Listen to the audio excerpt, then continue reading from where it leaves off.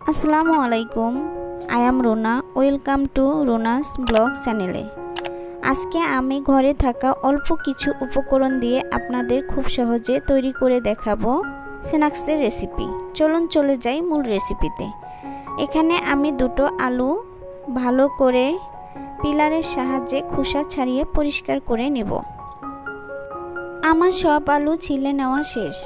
এখন আমি একটা ছুরির সাহায্যে কেটে ছোট ছোট পিস করে নিব।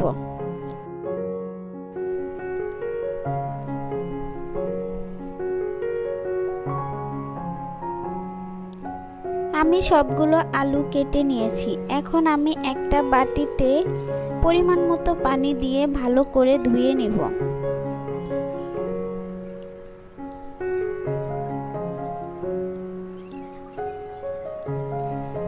সবগুলো আলু আমার ধুয়ে নেওয়া শেষ।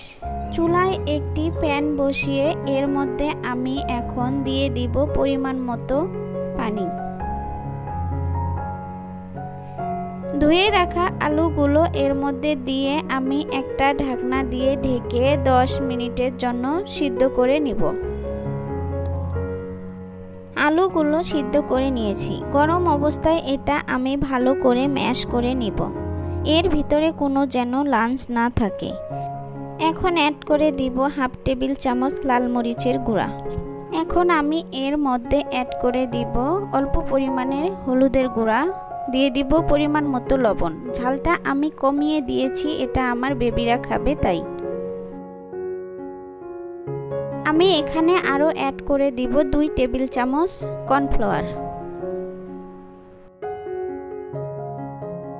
সব উপকরণগুলো দিয়ে ভালোভাবে হাত দিয়ে মেখে সফট একটা ডো তৈরি করে নিব।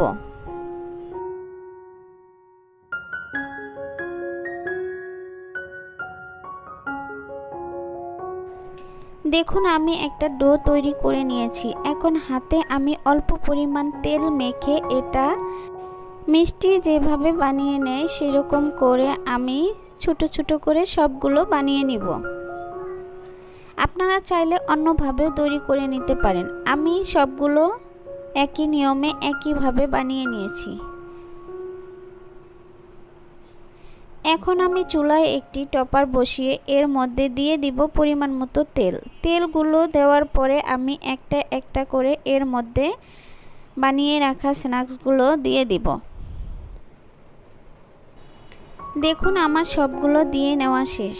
এটা চুলা মিডিয়াম আঁচে ভালো করে ভেজে নিতে হবে। দেখুন আমার এটা ভেজে নেওয়া শেষ। ব্যাস তৈরি হয়ে গেল ঝটপট আলু দিয়ে এই রেসিপিটি। আপনারা সবাই বাসায় ট্রাই করবেন, দেখবেন ছোট বড় সকলেই অনেক পছন্দ করবে। চা বা সস দিয়ে খেতে অনেক ভালো লাগে। আমার বেবিরা তো অনেক পছন্দ করে, তাই আজকে আমার সাথে বায়না ধরেছে এটা বানিয়ে দিতে, তাই আমি আপনাদের মাঝে শেয়ার করলাম। আমার রেসিপিটি যদি ভালো লাগে আমার চ্যানেলটি সাবস্ক্রাইব করে দেবেন। আল্লাহ হাফেজ।